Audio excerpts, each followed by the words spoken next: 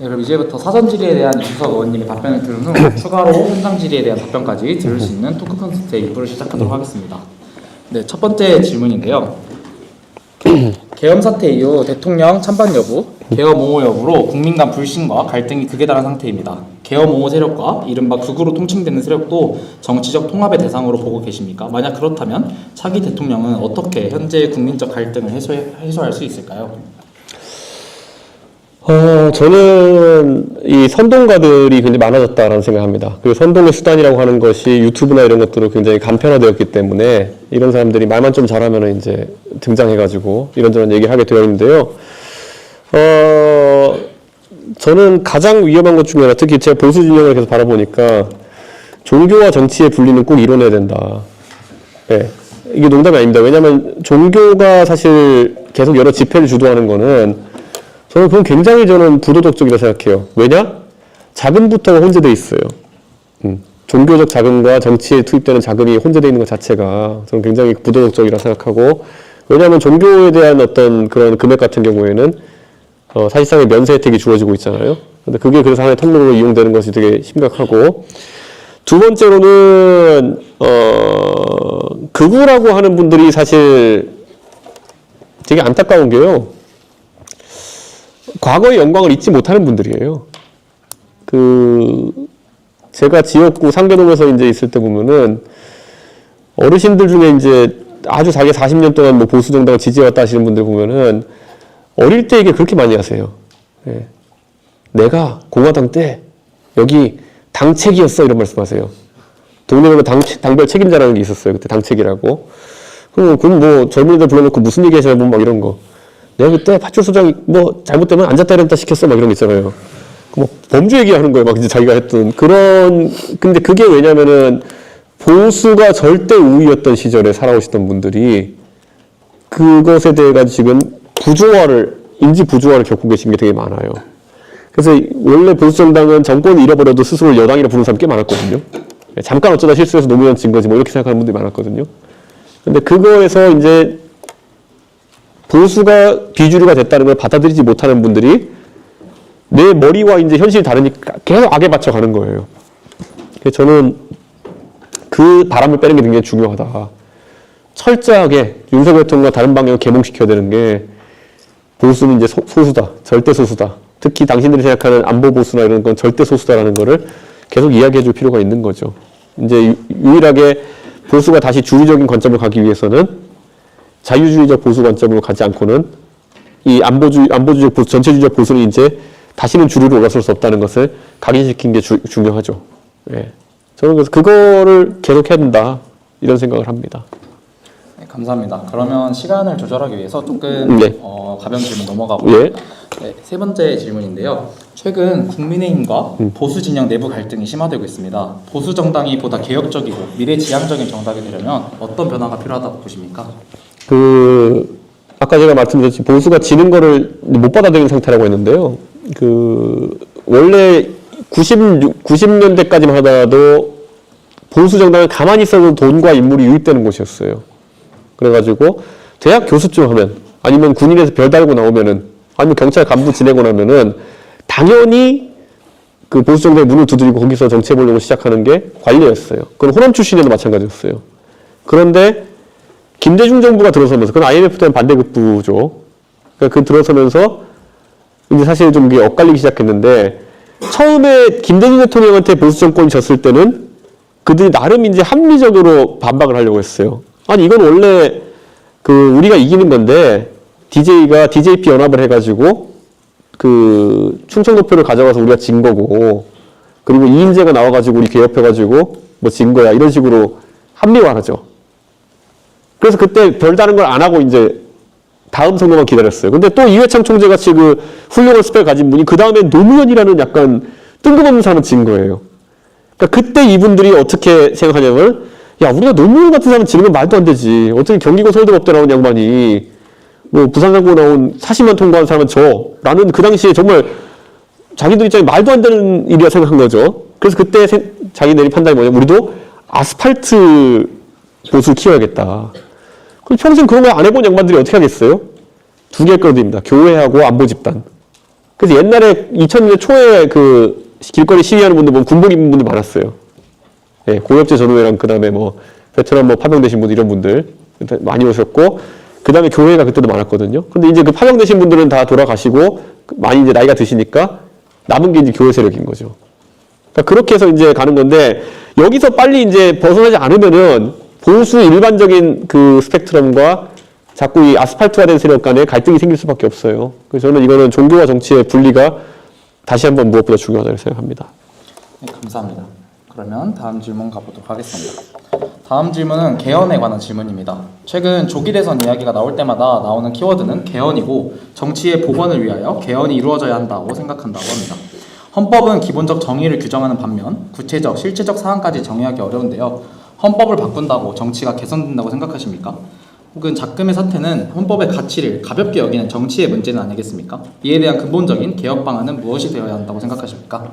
대한민국의 지도자가 사실 일정한 권한을 행사할 수 있다 그러면은 저는 여러분의 선배 윤석열은 5년 단임제 대통령이어서 문제를 일으킨 게 아니라 저는 4년 중임제 대통령이어도 사고를 쳤을 거고요. 내각제 수상이었어도 사고를 쳤을 겁니다. 이건 아주 이상한 사람이기 때문에 발생하는 문제고 시스템에서 이거를 제어한다고 여러 가지 장치를 두게 되면은 거꾸로 그 사람은 일을 할 수 없는 권한의 축소가 발생하게 되는 거거든요. 그러니까 저는 선거를 잘하는 게 최우선이죠. 예. 근데 아까 지난번에 선거는 애초에 킬러블럭이었으니까 답이 없다고 치고, 근데 선거를 잘하는 게 굉장히 중요하고, 이런 얘기를 많이 해요. 지금 대한민국은 굉장히 그 대통령 행사할 수 있는 임명권이 많습니다.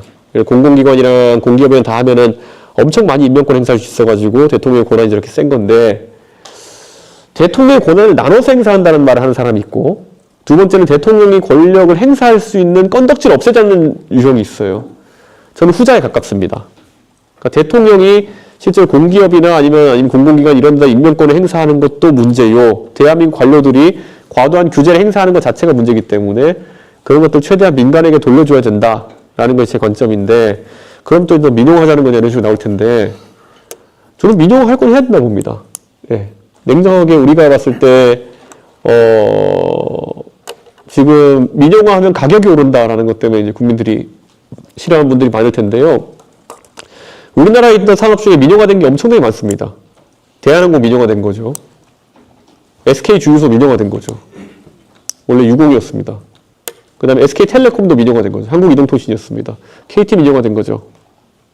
그러니까 민영화가 되어가지고 요금이 오른다가 아니라 민영화가 되었으나 경쟁이 안 되었을 때 요금이 오르는 거죠. 민영화가 되고 독점 시장인 그런 경우는 좀 많지 않죠. 근데 저는 그래서 그런 것들을 잘 판단해야 되고, 도대체 왜 한국전력이나 아니면은 이런 회사들이 지금 가면 정치인들이 사장하고 있거든요. 저는 그런 것들은 한국전력이라는 회사의 장기적인 투자 계획에 큰 저해 요소가 된다 이런 생각을 하고, 포스코 같은 회사들도 민영화된 지 한참 됐는데 아직까지도 정치권 눈치 보면 사장 임명하고, 저는 이런 것들이 실제 관치의 영역에서 큰 비효율을 발생시키고 있다는 생각하거든요. 포스코 급기야는 지금 망하지 않을 것 같은 포스코가 지금 이제 철강 생산을 줄이는 단계에 이르렀잖아요.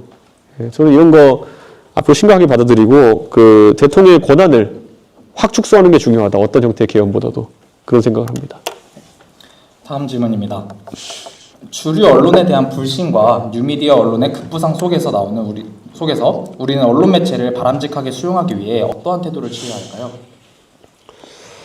글쎄요, 이거는 뭐 유튜브 알고리즘을 탓하는 사람도 있지만 사람도 사람마다의 개인적인 알고리즘이 동작하기 때문에 편향성을 띠게 되는 거겠죠. 저는 오히려 언론이 기계적 중립을 가지라는 것 자체가 저는 오버인 것 같아요. 언론은 론의 기능이 분명히 있거든요. 론해야 되는 거죠. 근데 저는 오히려 기계적 중립을 지키려고 하는 거는 저는 마음에 들지 않습니다. 그래서 저는 지금의 언론처럼 사실관계가 틀리면 그건 좀 곤란하겠지만은 논조가 오히려 지금 너무 무색무취해가지고 문제라 보는 겁니다. 속보 경쟁을 하잖아요. 속보 경쟁은 누가 빨리 알았냐의 문제고요. 저는 누가 더 심층적으로 취재하고 누가 더 재밌는 관점을 제공하냐의 경쟁은 대한민국 언론에서 잘 이루어지지 않는 것 같아요. 그래서 저는 그런 게 오히려 좀 활성화됐으면 좋겠다. 그런 생각입니다. 하나의 현상을 놓고도 이쪽에서 보는 거와 저쪽에서 보는 시각이 다를 수 있거든요. 제가 대학교 다닐 때 이제 하버드에 가면은 옌칭 도서관이라는 곳이 있는데 거기 가면은 동아시아 도서관이에요. 근데 가장 놀라운 게 아침에 가면은 왼쪽에는 조선일보, 오른쪽에는 노동신문이 와 있어요. 그러면은 그 두 가지가 얼마나 다른지를 보는 것도 항상 재미가 있었고, 대학교 때 한국학 관련 수업을 한국 역사 관련 수업을 들으면서 과제로 재밌었던 게 조선왕조실록을 이제 가면은 번역본이 있어요. 당연히 한자로 썼을 테니까 조선왕조실록은요. 대한민국에서 번역한 게 있고 북한에서 번역한 게 있어요. 완전 다릅니다. 예. 무미건조하게 번역 안 해요. 왜냐? 북한 사람들은 세종도 별로 안 좋아합니다. 왜냐면 봉건 왕조의 그 왕이기 때문에 그가 행한 것들 중에서 부정적으로 묘사할 건 부정적으로 묘사하거든요. 그러니까 저는 그게 언론의 역할이어야 된다 보거든요. 무미건조한데 통신사 역할을 하는 곳들은 한두 군데 있어야겠지만은 나머지는 론의 기능을 강화했으면 좋겠습니다. 예. 그게 좀 정치인이랑 주고받는 것도 있어야 되고. 한겨레랑 경향에서 저 한 달에 한 번씩 까는 칼럼 썼거든요. 그럼 저도 페이스북에 까는 거죠. 뭐 이런 걸 썼냐고. 예. 맨날 이준석이 혐오하고 맨날 이준석이 갈라치겠다는데 예. 무슨 소리냐. 예. 그런 게 주고받는 게 있어야 오히려 건전한 언론 문화가 형성될 것이다 이렇게 봅니다. 지금은 어떻게 했냐면요. 뭐 쓴 다음에 내가 반박하잖아요. 그러면은 전사적으로 부글부글 끓어오릅니다. 우리가 대언론이 쓴 글에 이준석이가 반박을 해? 전사적으로 얘를 조지자 이렇게 달려드는 경우가 오히려 많아요. 근데 그게 아니라 주고받는 게 있어야죠. 예. 네, 다음은 경제에 관한 질문인데요. 대한민국의 주가 지수는 장기적으로 박스권에 갇혀있다는 평가를 받고 있습니다. 특히 한국 증시에서 코리아 디스카운트의 주요 원인은 무엇이라고 생각하시는지, 또 한국 금융시장을 더 발전시키기 위해 필요한 조치는 무엇이라고 보십니까? 저는 대한민국 주식 중에서 예를 들어 청산 가치보다 지금 주식 가치가 낮은 애들이 꽤 있거든요. 이거는 경제적으로 말이 안 되는 상황입니다. 청산 가치보다 지금 주식 주가 총액이 낮은 애들은 이거는 거버넌스에 굉장히 큰 문제가 있다는 인식을 가져야 되는 거고요. 이런 것들은 거의 제가 봤을 때 형사처벌까지는 아니더라도 금감원을 들여다봐야 되는 상황이다 라고 생각합니다. 배당이나 이런 것들을 일부러 억제하고 있다든지 하는 것들은 그러니까 이런 거잖아요. 저는 대한민국 대주주가 있으면요. 보통 대주주가 오너 일가잖아요. 대주주가 배당을 받아가야지 대주주가 임금으로 빼가는 문화가 지금 생기게 있어요. 예를 들어 모 대기업의 창업 3세다. 근데 이 사람이 대주주로서 5% 지분을 가지고 있으면은 그걸 똑바로 배당만 해도 연간 몇십억 몇백억 가져갈 수 있을 텐데 자기 자신이 어디 회사에 CEO로 들어가가지고 30억씩 받는 출근도 안 하는 사람이 있다? 그런 건 잡아야 된다 봅니다, 저는. 실제 그 사람이 뛰어난 경영 능력을 가지고 경영을 한다 모르겠지만은 주주들한테 가야 될 몫이 그 사람의 CEO 플러스 임금 플러스 판공비로 나가고 있다는 것만으로도 이 시장은 불합리한 겁니다. 보시면은 진짜 저는 뭐랄까요? 그러면 거기에 대해서 이렇게 항변하죠. 아니 나는 상속세도 많이 내고 이래야 되니까 이렇게 받아가야 돼. 그건 귀하의 사정이고요. 그거는. 예.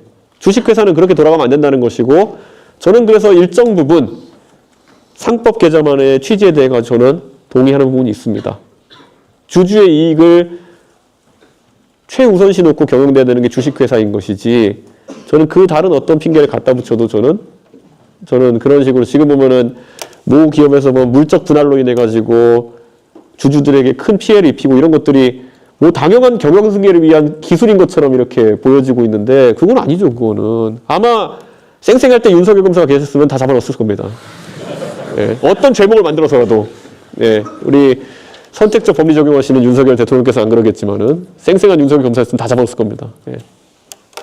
네, 다음은 교육에 관한 질문입니다. 배움을 나누는 사람들 대표교사 활동으로도 알 수 있듯 의원님께서는 교육에 많은 관심을 가지고 계신 것으로 알고 있는데 저출산으로 인한 인구 감소 등 많은 변화가 현재 필요한 것 같습니다. 학령 인구가 감소함에 따라 교사 감축, 교대 혹은 사범대 개편, 지방사립대학들의 폐지와 지방거점 국립대학들의 통폐합, 대학 정원 감소 등의 정책 등이 제시되고 있는데 이러한 논의에 대해 어떻게 생각하고 계십니까? 작년에 제가 작년에 그때도 강연하러 왔을 텐데, 제 친구한테 점심 좀 먹자 그래가지고, 차 한잔 마시자 그래가지고, 제 친구가 서울대 이제 수리과학과 교수로 있어가지고, 그때 마침 얘기를 하다가, 야, 이거 그런데, 의대 직원 되고 이러면은, 서울대도 이제 자연대 공대에 이제 이공계 2등급부터 들어오는 거냐 이랬어요, 제가. 왜냐면 대한민국에 지금 학령 인구가 좀 있으면 25만 명 정도로 줄어들고 그러면은 예를 들어서 60% 정도가 이과라 치면은 15만 명 되잖아요. 그러면 4% 끌으면 어떻게 됩니까? 6천 명이잖아요. 그럼 의대에서 5,000명 까고 그다음에 한의대, 치대까지 하면 6,000명 까고 시작하면은 이제 서울대 자연대 공대 2등급부터거든요. 그럼 너는 그걸 어떻게 생각하느냐라고 하는데 거의 발작하죠 이제. 네, 발작하죠. 이제 이걸로 이제 물론 이번에도 보면은 그 수능 되게 잘 보신 분이 그 수력하고 이랬던데 그렇다면 그냥 봤을 때 일반적으로 통계적으로 그렇게 나올 가능성이 있는데 저는 굉장히 심각한 상황이다 이렇게 봅니다. 예를 들어 대학 정원 문제 같은 경우에는요. 저는 강도 높은 대학 개혁이라고 한다면 제가 만약 대통령이 될 상황이라면은 정원을 완전 자유로 풀어버려야 된다고 생각합니다. 예. 제가 하버드 다닐 때 가장 좋았던 것이 2학년 때 전공을 정하는데 그냥 정원 없이 그냥 정했어요. 그래서 제가 다닐 때 1600명인데 한 학년이 1600명인데 40명 정도가 컴퓨터 사이언스를 골랐거든요. 지금은 200명 정도가 고른대요. 그러니까 그런 직업의 수요나 이런 것에 따라 가지고 자연스럽게 변하죠. 네. 그러니까 그런 어떤 인재가 필요한데 적시적인 공급되는 효과가 있게 돼 있고요. 저는 그래서 대한민국에서도 그 칸막이 없애는 게 중요하다. 그런데 서울대에서 그 시도를 하려고 했더니만은 각 학과에서 정원 한 명씩 빼줘가지고 실제로 추진이 잘 안 되었던 걸로 알고 있는데 한 명, 두 명씩 빼줘가지고 그걸 남은 걸로 이제 만들어버려도 안 된 걸로 알고 있는데 저는 그런 정도의 변화는 필요할 거다 보고요.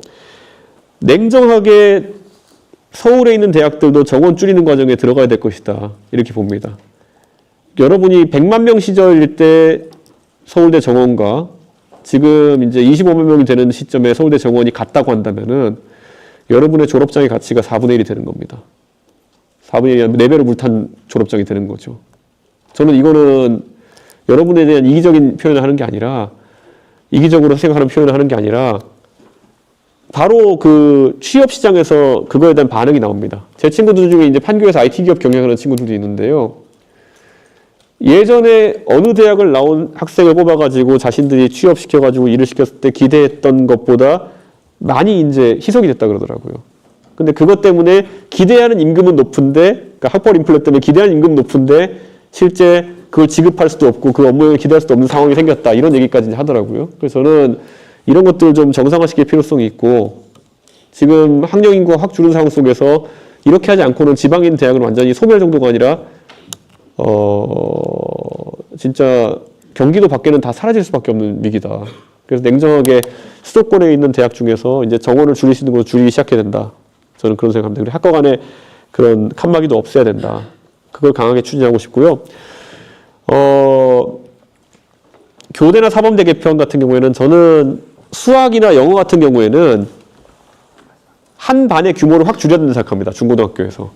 수학이나 영어 같은 경우에는 한 반에 거의 5명, 6명 정도의 학생들만 가르치는 반으로 재편해야 된다. 저는 그런 생각합니다. 제가 수학을 가르치는 교육봉사활동에서 그런지 모르겠지만은, 정말 수학은 뒤처지면 따라갈 수가 없는 학문이고, 그리고 이 중학교 2학년 때 사실상 수학 포기자가 되는 사람들이 고등학교 때까지 수업에 앉아있는 것 자체가 그 시간 낭비입니다. 그 전에 다시 재궤도로 올라갈 수 있게 소규모 분반 수업을 해야 된다는 게 제 인식이고, 이거는 수준별 이동 수업을 하지 않으려면 그렇게 해야 되는 겁니다.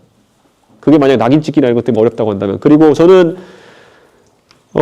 진보적 교육관 중에 반대하는 것이 뭐냐면 낙인 찍기라는 이름으로 웬만한 평가를 하지 못하게 하는 것에 대해서 굉장히 저는 반대의식을 갖고 있습니다. 지금 전국 단위 일제고사 성취도 평가 같은 것들이 지금 되지 않고 있기 때문에 실제 어느 학교에서 어떤 교육의 문제점이 발생하고 있는지를 파악하기가 너무 어렵습니다. 정치권에서. 예전 같으면은 2016년까지는 전국 단위 일제고사 성취평가로 중학교부터 평가를 했기 때문에 통계가 나왔어요. 예를 들어 상계동의 무슨 중학교는 그 기초학력 미달자가 몇 %다. 아직도 숫자 다 기억해 보면은. 예를 들어 상계동의 용화여고에 가면은 기초학력 미달자가 2.3% 정도 되고 대치동에 가면 0.7%, 목동도 1. 몇 %, 남양주로 가면 14%, 다 기억 나오는 숫자가 다. 그런데 지금은 통계가 없으니까 대책을 세울 수가 없어요. 깜깜이 상태에서 그냥 입시에 돌입하게 되는 것이고 내가 어느 정도 위치인지 모르는 상태에서 고등학교 가서 이제 모의고사 보면서 알게 되는 그런 상황이 발생하는 거죠. 그러니까 저는 이런 것들. 근데 그거를 이제 진보 진영에서는 그렇게 해놓은 다음에 나중에 그걸 보완하기 위한 여러 가지 입시 제도를 거꾸로 만들어내잖아요. 그러니까 저는 이게 굉장히 복잡한 과정이고 엉터리의 과정이라 생각하기 때문에 조금은 그런 것들을 냉정하게 가져갈 필요가 있다. 학업 성적을 줄 세우게 한다고 싫어할 게 아니라 실제 학력이 배양되지 않는 것을 두려움으로 가져가야 되는데 저는 그거는 약간 진보적 교육관과 차이가 있습니다. 예. 네, 그럼 사전 질문은 여기까지고요. 예. 이제 현장 질문 시간입니다. 예. 그럼 지금부터 현장에서 참가자들로부터 질의를 받을 건데 다양한 학우들 여러분께 기회를 드리기 위해서 1인당 질문 개수는 1개로 제한됩니다. 예. 이준석 의원님께 질문을 드리고 싶은 학우들께서는 손을 들어주시고 의원님께서 지목해 주시면 스태프가 옆에서 마이크 전달해 드리겠습니다. 질문 있습니다. 예, 목소리 크시네요. 예. 예. 예. 혹시 Q6 한 번만 보여주시죠. Q6요? 예.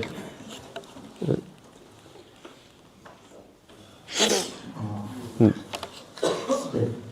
이게 제가 드린 질문인 줄 알았는데 잠깐 넘어가서 제가 드리고 싶은 질문이 이겁니다. 네. 저희 세대라고 통칭하겠습니다. 2030까지 저희 세대라고 통칭하겠습니다. 저희 세대는 좀 위기감을 가지고 있다고 생각합니다. 슈카월드밖에 그런 얘기를 하는 데가 없는데 네. 출생률이라는 워드 좀 정말 슬프게 되었지만 그것과 저 부동산 문제라던가 국민연금 문제라던가 이러한 문제들은 필연적으로 세대 갈등의 성격을 가지고 있다고 저는 생각합니다. 그리고 제 미천한 경험으로는 제 어른분들과 제가 감히 대화를 할 수도 없고 설득은 어림도 없다고 저는 생각합니다. 그래서 제가 가장 크게 필요를 느끼는 것은 저는 20대 남성으로서 20대 여성과 30대 여성과의 공조로 2030 세대가 단일 대우를 이루어서 정치적 요구를 하는 것이 가장 필요하다고 저는 생각합니다. 그래서 이 남녀 갈등 문제라는 것도 3년 안에 해결을 해서 완벽하게 해결해야 된다고 저는 직감이 듭니다. 그래서 대안을 찾아보니 거대 양당은 글러먹었습니다. 즉 이런 얘기를 할 수밖에 없지만 국민의힘은 내란을 시도를 해버렸고 민주당은 민주주의라는 틀 안에는 있지만 이미 윗세대에게 이해관계로서 보섭당에서 전혀 교섭이 불가능하다고 저는 생각합니다. 그런 점에서 제가 그나마 희망을 가지고 있는 분은 이준석 의원님이고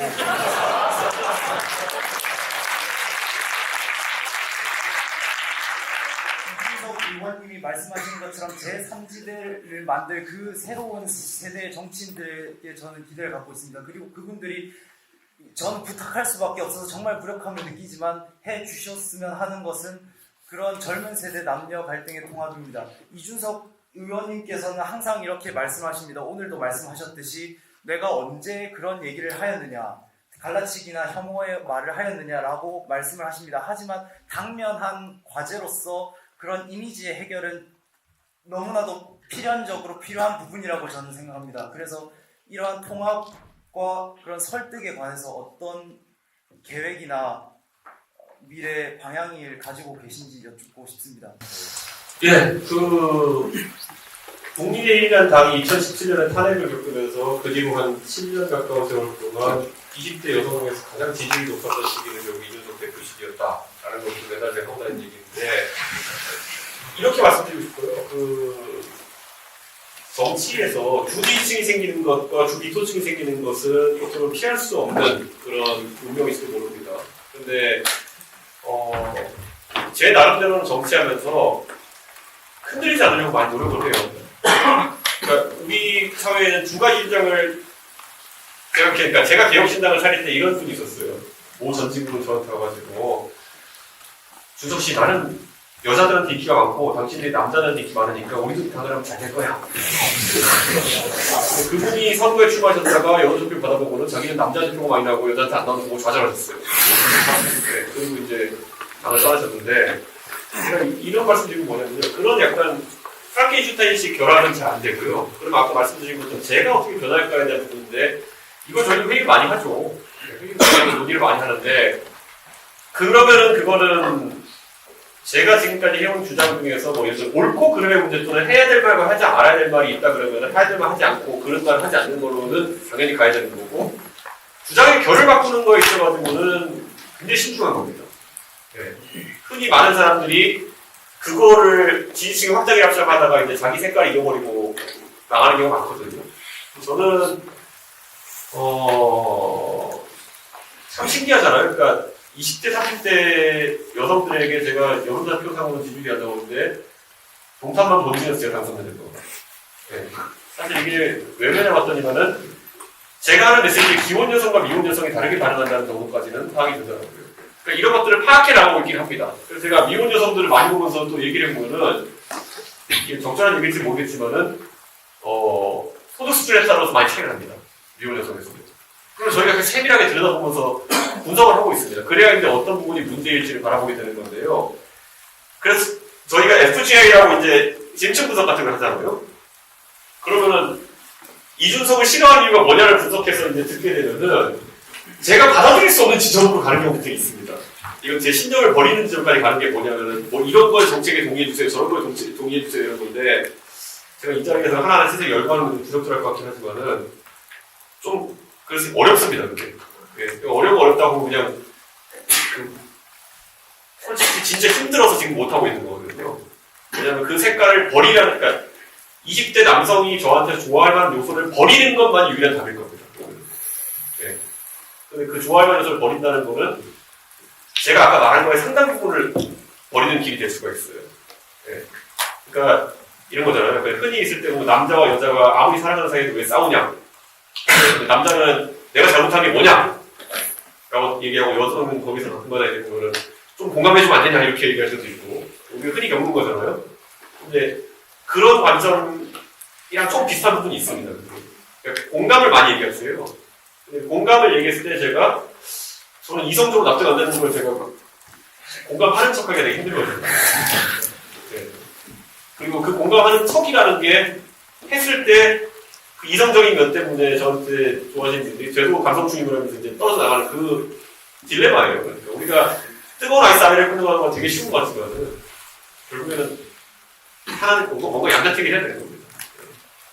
네. 그래서 저희 어려운 과제니 같이 참고하시죠. 변명이 아니라 진심으로 탐구하고 있는데 어려운 거예요. 네. 또 질문 있으신 거 한번 들어주시죠. 네, 저기 네. 답변을 짧게 해서 최대한 많이 답변하겠습니다. 질문도 간결하게. 네, 알겠습니다. 지금 사실 지금까지 대한민국 정치판은 서울대 법대가 중심이 돼서 이루어졌다고 저는 생각을 합니다. 근데 21세기에 들어서고 이제 좀 더 법대 쪽보다는 이제 이공계 계열 이쪽이 조금 더 발전의 주류가 됐죠. 그래서 의원님 같은 분도 계시고 점점 이공계 인사분들이 점점 정계로 진출을 많이 하고 있는데 아직까지는 그래도 법대 출신들이 위에 있지 않습니까? 그래서 이공계 그런 발전에 대해서 좀 지식이 별로 없으신 분들이 그런 정책을 세우시니까 뭐 대통령님 같은 경우에도 R&D 예산 삭감하시고 이런 사태가 벌어지는데 이공계 인사로서 만약 혹시라도 대통령이 되신다면 그 이공계 발전에 대한 정책이나 이런 게 있으신지 저도 이제 컴퓨터를 전공해서 일부분의 이공계 내용을 알고 있기 때문에 지식의 양에 있어서 제가 무슨 뭐 다른 사람 앞으로 얼마나 보지 못할 겁니다. 조금 더 이제 관심 갖고 그런 지식을 습득한 건 있겠지만 그런데 한 가지 뭐냐면 저도 아까 제가 말했던 것처럼 뭐 GPU 사주세요 이런 사기꾼을 낚이지 않을 정도까지는 그러니까 그게 본질이 아닌 걸 알기에 그 정도는 약간 다를 것 같고요. 한 3년 전 돌아가보면 여의도판에 뭐 메타버스 열풍이 굉장히 불었어요. 메타버스를 만들면 당신당이 선물 이끌 건데 꺼져 이러고 제가 거기에 근데 그런 걸 할 수 있는 사람이 여기도 많지 않다는 게 저의 대단하지 않지만 독보적인 장점이 되는 거죠. 저는 그걸 보고 있고 서울대 법대가 정치를 잘해서 여기에 있다기보다는요 정치가 전문직이어야지만이 놀면서 돈 벌어먹고 살 수 있기 때문에 많이 있는 특성이 있는 겁니다. 놀랍게도 한 15년 전까지만 하더라도요 국회의원 하면서 변호사 개혁을 동시에 하는 게 가능했어요. 지금은 겸임교수가 됐거든요. 그때 형성된 문화입니다. 국회의원 하는 것이 자기 변호사 사업에 도움이 되는 거죠. 우리가 전화 변호사라고 그러죠. 나 김동산 누군데? 이렇게 하면서 그러면 변호사님도 잘 되고 거기서 무한한 정치 자금이 쏟아져 들어오고 그러니까 변호사들이 정치하기 좋은 거. 의사는 그게 안 되는데 변호사 됐어요. 그러니까 그런 특수한 환경 속에서 서울대 법대 출신들이 많이 쌓이고 그 사람들이 헤게모니가 돼가지고 지금 여기까지 오는 거지. 지금은 변호사들은 그렇게 뭐 유리한 건 없습니다. 이렇게 바뀔 거라 이렇게 생각하고 있습니다.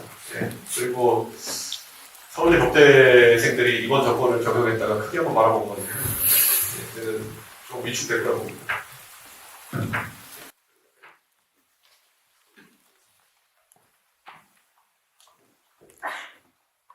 20대 대통령 선거가 끝나고 그 기자분들이 그 의원님께 질문했을 때 대통령 후보로 나올 생각이 있냐라고 질문했는데 제가 기억하기로는 의원님의 답변이 아직 국방이나 외교 쪽에 경험을 부족한 것 같다. 좀 더 알아간 다음에 나오고 싶다라고 답변을 하셨는데 최근에 출마 선언을 하신 걸로 봤을 때 어떤 심령의 변화가 느껴집니다. 그래서 그런 심령의 변화가 내가 좀 국방과 외교에 이제 좀 지식이 늘었다라는 판단에서 나온 것인지 아니면은 내가 좀 부족하더라도 지금 하는 사람들보다 낫겠다라는 생각에서 나온 판단인지 궁금해서 여쭤보겠습니다. 저는 그때도 요즘보다 잘 쓸 것 같고요. 잘할 것 같아요. 그거는 그러니까 항상 똑같은 상황이었고요. 다만 제가 절대적으로 그때는 당대표가 신분이었으니까 당대표로서 할 수 있는 외교가 따로 있었기 때문에 그 영역을 넓혀보고 싶었던 것이고 그래서 우크라이나 갔다 오고 이렇게 했던 건데 외치는 사실 대한민국에서 외교부 관계자 빼고는 접근이 금지된 영역입니다. 네, 그렇기 때문에 제가 뭐 실력이 늘었다고 보진 않습니다. 하지만 적어도 아까 서울대 법대 얘기 나왔는데 서울대 법대가 여의도에서는 주류고 서초동에 주류지만요 해외 나가는 순간 비주류입니다. 저는 제가 어디 가서 한 번도 학벌자랑하고 이런 적 없지만은 하버드 아이비리그 출신들이 어디 미국의 텍사스에 어디 마을에 가면 주류가 아니지만은 워싱턴 DC라는 도시에서는 주류입니다. 그렇기 때문에 저는 거기서 다른 정보 가질 수 없는 장점을 가지고 있다 생각하고 대한민국에서 그걸 쓸 준비가 되어 있다 생각하기 때문에 도전하는 겁니다. 예, 그리고 3년, 4년 전에는 제 하버드 동기나 이런 친구들도 예를 들어 국무부에서 일한다고 해도 직급이 좀 낮았다면 이제는 그만큼 또 직급이 올라갔을 테니까요. 저는 충분히 그런 변화가 가능하다. 그렇게 봅니다. 저 메뉴에서는 앞으로 질문하실 때는 소속과 의견 말씀해 주시면 감사하겠습니다. 안녕하세요. 경대학부 이사학번 김도입니다. 준석 대표님께 질문드리고 싶은 것은 박근혜 전 대통령 탄핵정국 이후 제3세대가 지지를 받지 못해 국회의원들이 더 소극적으로 변했다고 생각합니다. 거대 양당을 횡포를 막기 위해 캐스팅 보트를 친 제3지대 형성이 꼭 필요하다고 생각하는데 이준석 의원님께 당시 실패 요인과 실패를 반복하지 않기 위한 방법에 대해 의견을 여쭤보고 싶습니다. 지금까지 대한민국의 3당이 성공하려고 그러면 지역 기반이 있어야 되는 것이 거의 선별 과제였죠. 그래서 과거 JT의 자민련이나 아니면은 안철수 국민의당 같은 경우에는 지역 기반을 잡고 갔던 것이고 저희는 세대 기반의 다른 시도를 해보려고 했던 게 사실입니다. 그런데 그러니까 그렇게 갔을 때 2030 세대가 어디까지 종속된 투표를 하느냐 아니면 독자적인 세력 형성을 위해 투표를 하느냐에 대해서 저희가 약간 간과했던 지역이 있는 거죠. 그러니까 종속된 투표를 하는 경향성이 발견됐던 것이고 그리고 저희는 뭐 개인적으로는 조국혁신당과의 선명성 경쟁이 있어가지고 윤석열 대통령이 워낙 열심히 해주신 덕분에 네. 이준석이 윤석열 피해자 중에 그래도 좀 괜찮은 위치에 있는 사람이었는데 그쪽에 에이스가 나타난 거죠. 네. 윤석열 피해자 모임에 거의 리더급으로 조국 대표가 나타났으니까 그 판을 나눠먹게 된 것인데 저는 앞으로도 세대 기반으로 한 그런 어떤 제3지대 형성은 계속 시도해봐야 된다. 이런 생각을 합니다. 저도 나이가 들어서 다음 후보는 지금 43이 정도 되겠지만요. 개혁신당에는 다른 또 젊은 사람들 많이 있으니까요. 그 사람들이 그런 도전들을 계속 했으면 좋겠고 그 도전에 함께할 사람들 들어왔으면 좋겠다. 그런 생각입니다. 이게 왜냐하면 지역 정당이라는 이념 정당이나 이런 거는 해도 저는 약간 위험할 거라 생각하거든요. 세대 기반의 정당을 해보고 싶다는 의견이 계속 있습니다. 그리고 그게 2030 세대가 정치적 영향을 발휘할 수 있는 가장 좋은 길인 겁니다. 왜냐하면 다른 덩어리에 종속될 수 있는 거는 되게 위험할 거니까요. 그래서 여기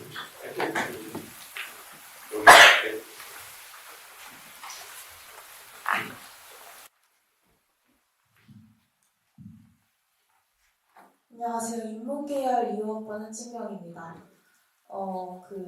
국회의원님께서는 많은 2030 세대들에게 귀감이 되고 있다고 생각하는데요. 과거보다는 더 나아지긴 했지만 아직은 청년 정치인이 필요하다고 생각을 합니다. 그래서 더 많은 사람들이 또 앞으로도 나올 것 같은데 좀 아무래도 이미지적으로 청년 이미지로만 소모가 되거나 아니면 마케팅식으로 활용되는 경우가 아직 조금 있다고 생각합니다. 혹시 이에 대해서 어떻게 생각하시는지 아니면 젊은 정치인이 되고 싶은 사람들에게 해주시고 싶은 말씀 있으신지 궁금합니다. 내가 만약에 특별해지고 싶으면은 특별한 행동을 해야 되는 것이 우리 아까 말했던 리스크테이킹에 바라는 거죠.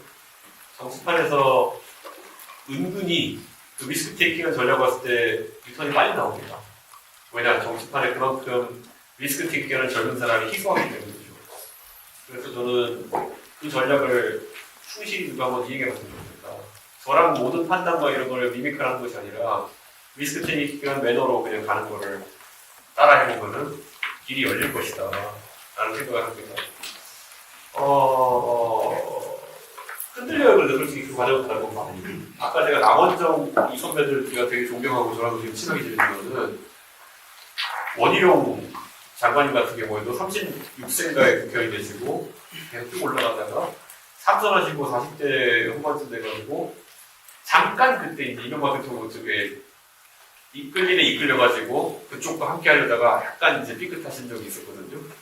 근데 그런 흔들림을 잘 뚫어내고 가는 게 되게 중요하다 저는 그렇게 생각하고요.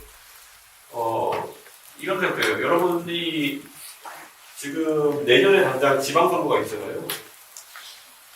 저는 앰비셔스한 사람들이라면 내년 지방선거에서 여기서 한번 도전해봤으면 좋겠어요. 혹자는 내가 서울대 다니면서 서울대 나와가지고 구의원 하는 게 말이 돼? 아니면 시의원 하는 게 말이 돼? 이렇게 생각도 있겠지만요. 왜요? 저는 해볼만하다 생각하거든요. 저는 관악 구의원, 저는 서울대생이 도전하고 학우들한테 평소에 진짜 모지게 살지만 않았으면 당선될 만한 거거든요. 근데 그게 23살, 4살에 달성할 수 있는 성취라고 한다면 저는 36살에 당대표된 이준석, 40살에 국회의원 된 이준석보다 더 빠르게 올라갈 수 있을 거란 확신이 있어요.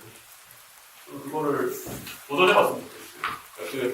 결국엔 안 하는 것보다 반복 시행하는 게 낫다는 게 제가 계속 얘기했던 건데요. 그 도전을 했으면 좋겠습니다. 제가 국민 당대표 할 때 뭐 토론 배틀 같은 다른 진입 경로를 만들려고 했지만은 지금은 그런 게 다 사라져버렸으니까요. 그러면 길이 없다고 해서 안 도전하는 건 멍청한 게 없죠. 가봤으면 좋겠습니다. 저 뒤에 거기에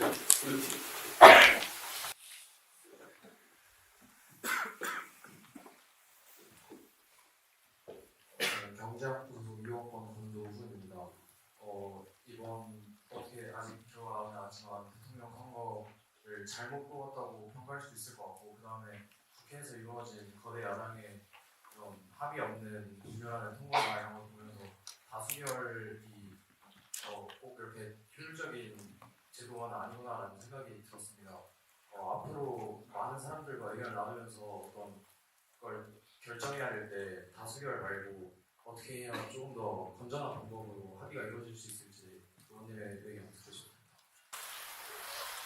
그것도 다수결이 잘못된 것인지 다수결은 이제 마지막에 갈등 상황을 풀기 위한 최소한의 아니면 마지막 최종적인 그 방법론일 뿐이고요. 그 전 단계에서 설득과 많은 소통이 이루어져야 되는 거겠죠. 그런데 첫째로는 그 국민의 대의자인 국회의원들이 그걸 할 지성을 갖추고 있느냐. 첫째로. 그리고 예를 들어 AI를 어떻게 진행할 수 있는 토론할 사람 국회에 설득는지 몇 명 있겠느냐.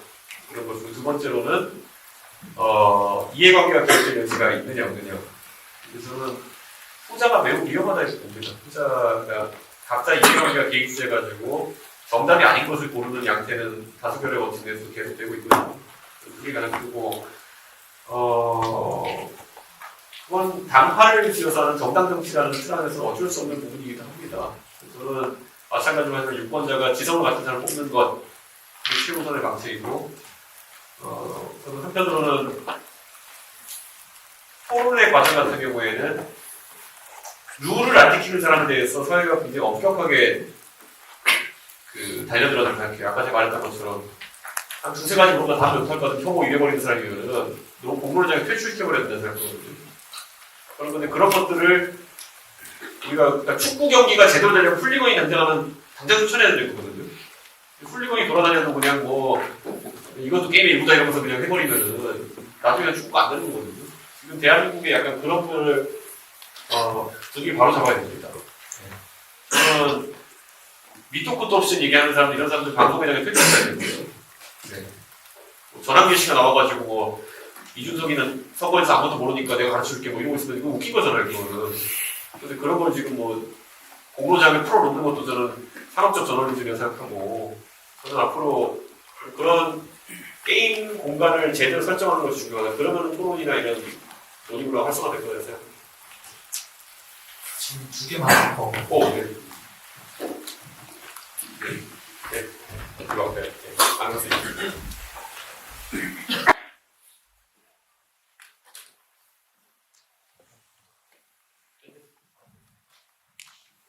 네. 아까 강연 중에 경제학부 이상학과 최은섭이라고 합니다. 아까 강연 중에 되게 인상 깊었던 말씀 중에 하나가 저번 대선이 정말 킬러 문제였다라는 말이 정말 인상 깊었는데요. 저는 아직 투표를 몇 번 해본 적이 없기 때문에 만약에 앞으로도 뭐 대선이 됐든 총선이 됐든 그런 선거에서 뭔가 그런 상황들이 계속 반복된다면 아예 투표를 하러 가지 말아야 될지 아니면 뭐 어떻게든 아무나 골라야 될지 혹은 다른 방안으로 뭔가 그냥 시민 한 명으로서 뭔가 변화를 꾀하려고 노력해야 되는지 어떻게 해야 되는지 좀 여쭤보고 싶습니다. 혁명을 준비하시던가 직접 출마하시던가 하셨네요. 저는 그 꼴이 나기 전에 적극적으로 사회에 개입해야 된다고 생각하는 거죠. 지금 예를 들어 이재명 대표가 민주당 후보가 될 것이라는 거는 거의 한 2년 전, 3년 전부터 깔린 분위기였거든요. 그러면 그것을 사회적으로 뭐 돌려세우거나 변화를 주지 못했다 그러면 그걸 받아들여야 되는 거죠. 어쩌면 내 개인에게는 굉장히 불만족스러운 선택이 될 수도 있고 하지만 바꿔야 되는 거. 마찬가지로 뭐 국민의힘이라는 당을 만약에 지지하는데 국민의힘에서 예상치 못했던 인물이 된다. 그러면은 그걸 변화시키기 위해 그게 결정되기 전까지는 최대한 노력을 해야 되는 거고 그 이후에는 저는 글쎄요 엎을 수는 없을 것이고 집권을 하는 것도 하나의 의사표시일 수 있겠습니다만 그 전 단계에 최대 노력을 해야 됩니다. 그런 생각을 합니다.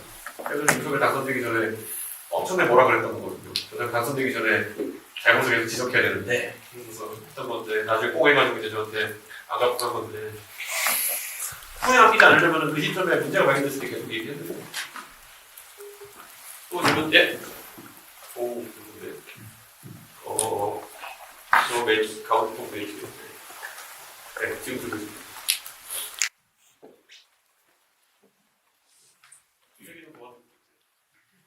네, 안녕하세요. 정치외교학부 이공학과 전상현입니다.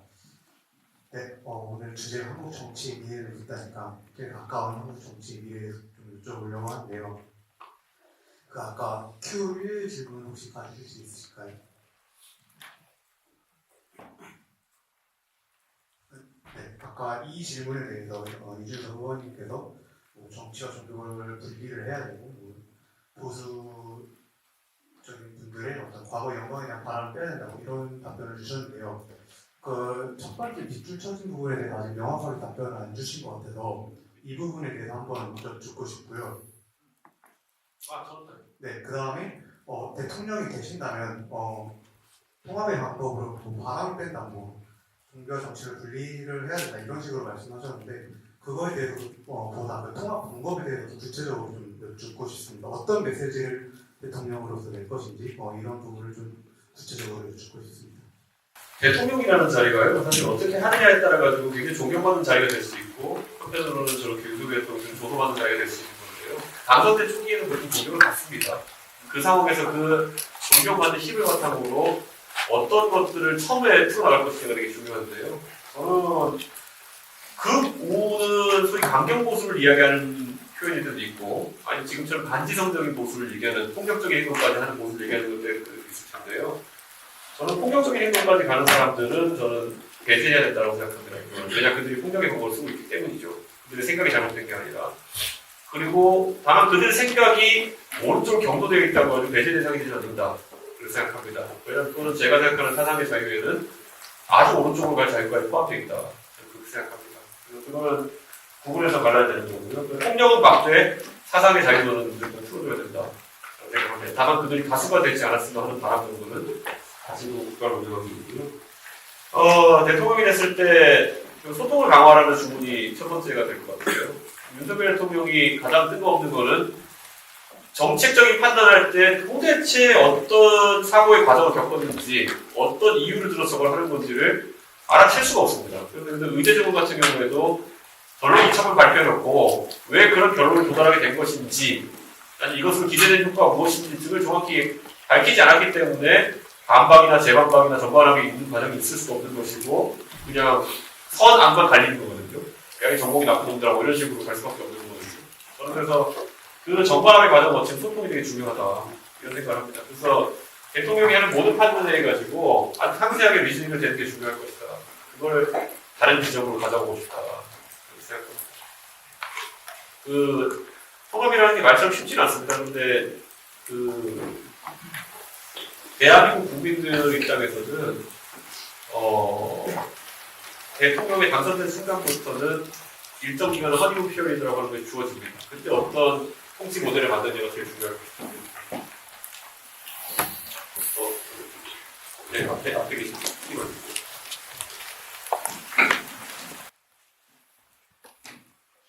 경제학부 김병민입니다. 부모님께서 젊은 시절에 정치 외에도 하실 수 있는 여러 가지 선택지가 있으셨을 텐데 정치를 선택하신 이유가 궁금합니다. 제가 어릴 때 할 수 있는 게 많은데 정치를 선택했느냐? 이거는 여러분이 겪어보기 전에 모릅니다. 박근혜가 이런 거 정치해보라 그러면 다 합니다. 이준석이 와서 하라 그러면 반반 고민해보겠지만 박근혜가 하라 그러면 다 고민 안 하고 합니다. 왜냐하면 정치라는 것이 나이 들어서 아까 트로피처럼 하고 싶어하는 사람도 많은데 젊을 때 이제 낙하산으로 처음 시작해보면 좋은 것도 있긴 있어요. 왜냐면 거기에 올라가기 위해서 수잡한 과정을 겪는 것을 안 겪어도 되기 때문에 나는 순수하게 정치에 진입할 수 있고 그때 저는 순수하게 내가 하고 싶은 것들 경험한 다음에 나는 다시 벤처로 돌아가야지라는 생각을 했었어요. 근데 그게 쉽지 않다는 걸 깨달은 거는 요즘인데 저는 다시 돌아간다고 해서 정치를 하고 싶을 것 같고요. 다만 제가 정치를 이 정도로 그러니까 잘한다 퀄리티로 잘한다보다도 이 정도로까지 살아남아가지고 할 줄 몰랐습니다. 그건 잘 몰랐던 거고 내가 어딘가를 부러지면 그때 그만둬야지라는 생각하고 있었는데 부러지고 나서도 윤석열 저 인간이 잘 되는 걸 못 보겠다 이런 생각이 들더라고요. 그런데 그런 잘못되기 바라는 마음보다도 제가 이 정도로 해가지고 여기까지 왔는데 제가 여기서 만약 부러지면은 그 뒤에 정치하는 사람들한테는 어떤 고난이 있을까라는 생각을 하게 되더라고요. 약간은 그런 저만의 약간 이타적인 마음도 있긴 있었습니다. 한번 어디까지 뚫을 수 있는지 가보고 싶다. 라는 것 정도. 그래서 그냥 통했던 것 같아요. 또 질문? 저 뒤에 앞에 계신 분. 거기 아니야, 앞에 아니. 저는 동과대학 화학산업공학부 학부 졸업하고 대학원 지금 다니고 있는 김동규입니다. 제가 그 패션 6를 사실 제가 원래 했던 거긴 한데요. 근데 너무 기니까 이제 좀 짧게 정리하면 오늘 페이스북에도 이제 뭐 배터리 관련해서 글 하나 올려주셨는데 참 이런 과학기술 분야에서 저희가 패권을 잡아가고 약간 격차를 좀 확보하는 게 중요하다고 생각하는데 강현님 말씀해주신 것처럼 사람에 대한 투자가 정말 중요하다고 생각합니다. 근데 주변을 보면은 뭐 여러 분야 걸쳐서 정말 뭐 인재 유출 이런 문제도 많이 지금 대두되고 있는 걸로 아는데 근데 한편 제 생각에도 제가 만약에 더 좋은 돈 많이 주고 더 제가 꿈을 펼치는 곳으로 그런 여건이 되면은 저 같아도 이게 잘 많이 고민할 것 같은데 참 이런 단순히 어떤 R&D 예산을 늘리고 그리고 작년에 나왔던 것처럼 뭐 대학원생한테 일정 수준의 뭐 월급을 주겠다. 근데 그 일정 수준이 뭐 보니까 뭐 80만 원 이 정도밖에 안 되고 원래 그것도 못 받는 사람한테만 주는 거더라고요. 그래서 어떤 실질적인 그런 인재 육성 전략이 필요할지 좀 여쭙고 싶습니다. 결국 한국적 스타이펜드 제도나 이런 것들이 항상 예산이나 이런 것들 부족 때문에 잘 지원이 안 되고 있긴 한데요. 저는 이공계에서 제가 이공계를 선택해서 갔을 때 저는 그때 어릴 때니까 제가 어릴 때 스티브 잡스보다는 빌 게이츠가 이제 사업가로서 굉장히 유명한 사람이었고 그 빌 게이츠의 그런 책을 보면 로드 오베드라는 책이 있는데 그런 책 보면서 일확천금을 노렸던 것 같아요. 한탕민이랑 좀 다른 건데요. 내가 성공을 하면은 내가 열심히 성공하면은 나에게 주어진 보상이 기하급수 능력이구나라는 생각으로 더 열심히 노력해야 되는 것 같아요. 이게 경영할 때도 보면은 각 나라별로 CEO 컴펜세이션에 대해서 그 연구를 합니다. 뭐냐면 CEO 컴펜세이션이라는 거는 처음 직원 들어갔을 때랑 나중에 그 회사의 CEO가 됐을 때 임금 격차가 몇 배냐를 이제 가지고 CEO 컴펜세이션 레이시오를 따지는 건데 미국 기업 같은 경우에 300대 1이 나오는 경우도 있습니다. 그러니까 처음 근무를 시작한 직원과 대기업의 CEO의 연봉 차이가 300배 정도 나오는 것도 있거든요. 근데 한국에서는 이제 그게 10을 넘기는 곳이 많지 않은 상황이죠. 저는 근데 연구나 이런 쪽에 있어가지고도 그 CEO 컴펜세이션 레이시오가 굉장히 높아져야 된다는 생각을 합니다. 아까 보시면은 그 우리가 한다는 빅테크 기업의 CEO들 같은 경우 옛날에는 마이크로소프트도 빌 친구였던 스티브 발머 이런 사람들이 하다가 지금은 사티아 나델라 이런 사람들이 하면서 엔지니어 중심의 CEO들이 이제 연구자 중심의 CEO들이 등장하고 리사 수 이런 사람 말할 것도 없고 댄스 펑 이런 사람도 그렇고 근데 이게 우리한테 가장 큰 희망의 지점이다 하나는 있는 거고요.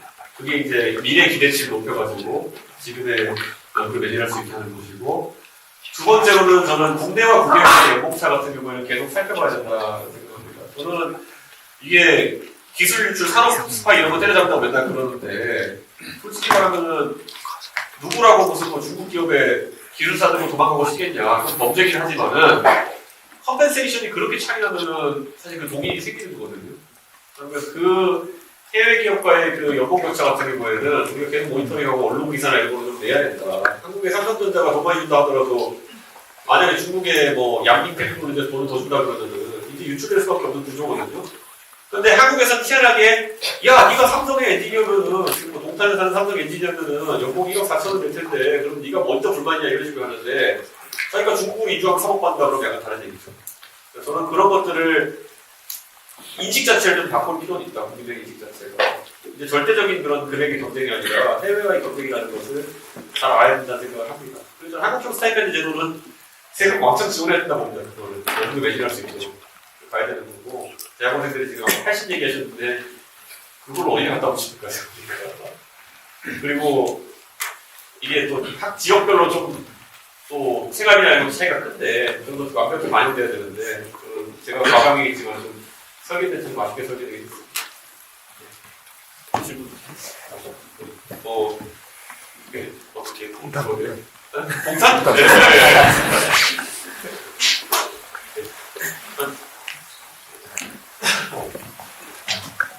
아바치 이름이? 저 레이크 뽕호 경제학부 이사학번 강도훈이라고 제가 지금 현재 정치 구조에서 가장 문제라고 생각하는 점은 소위 포퓰리즘이라고 하는 표를 얻기 위한 정치라고 생각합니다. 예를 들어서 국내에서 제가 제 생각으로는 가장 시급하게 해결돼야 될 문제인 저출산이나 국민연금 같은 경우에 지금 절대 다수 표를 가지고 있는 고령 세대들이 많은 표의 점유율을 차지하고 있기 때문에 이런 문제들이 정치권들 입장에서는 시급하게 해결돼야 될 문제로 인식되지 않는 점이 있다고 생각합니다. 이런 문제를 혹시 민주주의의 어떤 폐해라고도 볼 수 있을 것 같은데 이런 문제에 대해서 해결할 수 있는 방향성을 혹시 제시해 주실 수 있을지. 되게 특이하게요. 이제 포퓰리즘적인 측면이 있으면서도 대한민국의 대중은 아까 얘기했던 나이가 좀 있는 표 유권자들 같은 경우에는 전체주의적인 지도자를 원합니다.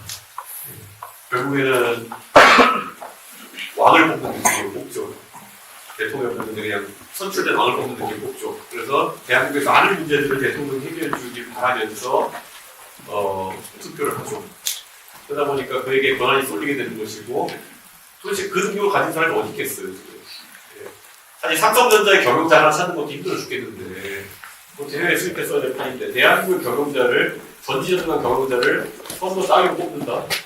말이 안 되는 거죠. 주어진 거는 뭐 이자택일의 킬로그램인데 저는 그거는 민주주의가 가진 그러니까 선거제도는 절차적 정당성을 확보하고 우리가 주권자로서의 권위를 보여주는 행위이지 유능력자를 뽑아내는 데는 항의성이 있다는 걸 우리가 인정은 하긴 해야 될 것 같아요. 그러면은 저는 아주 얼치기 전문가라고 생각하는 사람보다는 인기 응결에 눈에 뛰어나고 논리적인 사고를 할 수 있는 사람들이 이제 지도자가 되어야 된다고 생각하는 거거든요. 근데 지금까지는 그게 선거 결과가 그렇게 안 나왔다는 게 되게 안타까운 거고요. 그래서 제가 얘기하는 게 저는 제가 만약에 대통령에 당선된다 하더라도 와 내가 이거를 다 관장할 수 있을까라는 생각을 할 것 같아요. 그래서 아까 권력 분점인데 사실상 정부의 역할을 축소하는 거에 답이 없겠다는 생각을 하고 있는 거죠. 어느 정도 내가 나 또는 정부가 관리할 수 있는 영역만큼만 관리하자 라는 생각을 가야 되는 것인데 사실 이 사상이 쉽진 않죠. 네. 그리고 가진 걸 내놓지 않은 사상이 인간의 구조니까 되고 나부터 마음이 달라지고 이렇게 하는 거죠. 저는 확실히 그런 권력 분점과 분산 그리고 내려놓기에 대해서 고민을 해보려고 합니다. 그렇게 되면 이제 작은 단위에서는 그러니까 삼성전자 CEO나 대한민국 대통령을 찾는 건 어렵지만은 작은 단위의 리더들을 뽑는 거는 충분히 가능한 거거든요. 그렇게 할 수 있는 거예요. 포퓰리즘적인 측면은 뭐 민주주의의 필연적인 그런 부작용이니까요. 그걸 완전히 제거하기는 어려울 겁니다. 그거는 뭐 달고 가야 된다 생각합니다. 예. 마지막 진짜 마지막 진짜 마지막. 네. 오 그러면 자 동탄. 동탄? 네.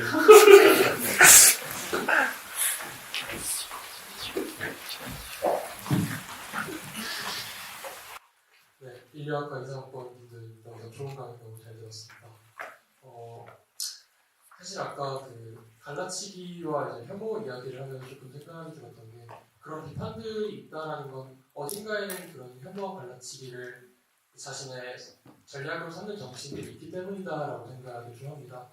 그리고 그런 갈라치기라는 전략이 여전히 통하는 이유는 사실 민주주의 그리고 선거라는 시스템 하에서 남성과 여성을 갈라져서 한쪽의 표를 받으면 당선 그리고 세대를 갈라져서 한쪽의 표를 받으면 당선이라는 이 선거라는 시스템의 어떻게 보면 문제점이라고 생각을 하는데 그리고 당선이 돼야만 하는 정치인의 입장에서 그런 선거 전략 되게 달콤해 보이는 선거 전략을 외면하기 쉽지 않을 것 같습니다.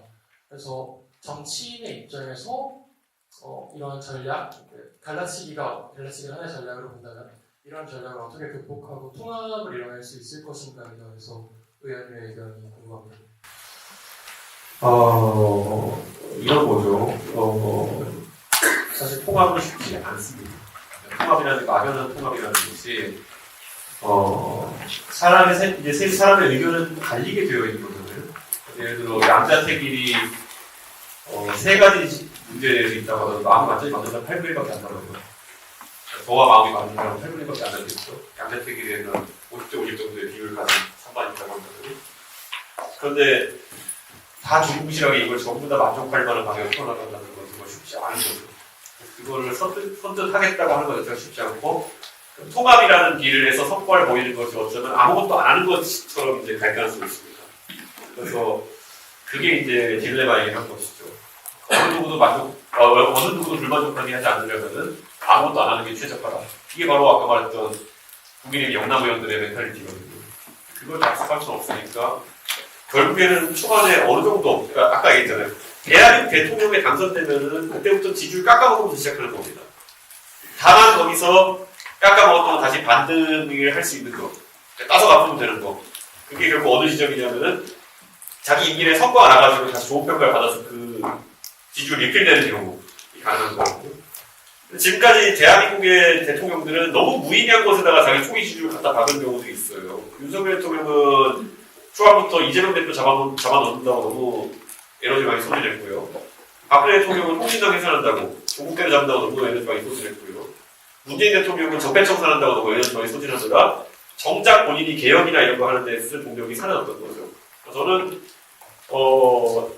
상대를 죽이려는 것에 초반에 몰두하지 않는다면은 그런 개혁을 했을 때 국민들이 어느 정도 버퍼로서 그 초기에 그 신뢰를 보내주고 국민들이 먼저 통합된 분위기를 만들어주는 기간이 있다고 생각합니다.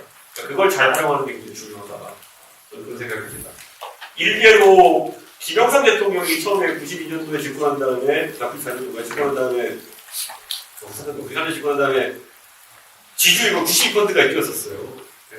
그때 온 국민이 좋아할 만한 것들이 이렇게 연달아 하면서 이렇게 갔었는데 그 지지율 관리라는 것이 그렇게 중요한 겁니다. 그러니까 통합이라는 게 동의해서가 아니라 어떤 개인에 대한 신뢰도나 그런 걸 바탕으로 해가지고 그래 내 생각과 좀 다른데 저 사람은 믿고 가겠어라는 그런 사람에 대한 신뢰로서 이루어진 경우가 있거든요. 저는 좀 그런 방식을 하려면은 지도자들이 초반에 분위기 세팅을 잘해야 된다. 그런 생각입니다. 근데 막 오히려 거꾸로 막 A랑 A-가 붙는데 막 무조건 오래 못하는 스트레스한테 결론이 가는 방식으로 가게 되면 아무 일도 안 해가지고 나중에 나락가는 것 같아요. 그래서 저는 초기에 인기를 어떻게 활용하는지 모르겠습니다. 그러면 저도 질문을 할 건데 네. 저희 마지막 질문과 함께 오늘 토크 콘서트를 마치고자 합니다. 정치는 사람에 달려있다라는 뜻의 이정재인 우리 정치의 대리인을 뽑는 민주주의의 꽃인 선거가 다가오게 되면 제게 자주 떠오르는 선거인데요. 좋은 정치를 바라는 국민 그리고 미래를 꿈꾸는 청년의 입장에서 우리는 선거에서 어떤 후보에게 표를 행사해야 한다고 생각하십니까? 아까 제가 대한민국의 상황을 생존이 달린 경쟁이 될 것이다라고 얘기했잖아요. 그러면 생존이라는 건 생각보다 절박한 겁니다. 네.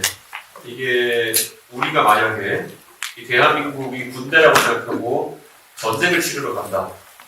그러면 어떤 지휘관 뒤에 따라가고 싶으냐 라는 거를 잘 생각해보시면 좋겠어요. 네. 우리가 덕장도 얘기하고 지장도 얘기하고 용장도 얘기하고 다 이렇게 있잖아요. 사실 전쟁을 이기는 방법은 여러 가지일 수 있겠습니다. 근데 보통 결국 이기는 사람을 따라가야 되는 그런 문제가 생길 거예요. 예를 들어 성격이 아주 더러운데 이기는 사람과 아주 적장인데 머리가 나빠서 전쟁을 지는 사람. 지면 다 준다고 생각하시면 누구 따라가시겠습니까?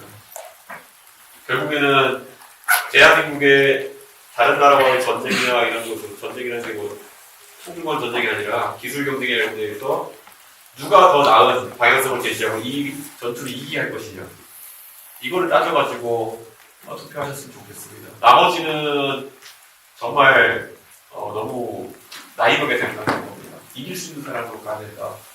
이길 수 있는 사람은 아마 능력이 있는 사람일 것이다 라는 생각입니다. 그 관점으로 투표해주셨으면 좋겠습니다. 네, 감사합니다. 영국의 시사주간지 이코노미스트가 발표한 민주주의 지수에 따르면 대한민국은 2023년 22위에서 2024년 32위로 10계단 추락하였습니다. 결국 오늘의 대한민국이 겪고 있는 민주주의의 추락은 완전한 민주주의에서 결함 있는 민주주의 국가로의 흑표로 평가받고 있습니다. 한국 정치 그리고 민주주의를 향한 한국 여러분의 물음에 오늘의 토크 콘서트가 조금이나마 해답의 길을 열어주길 바랍니다. 감사합니다.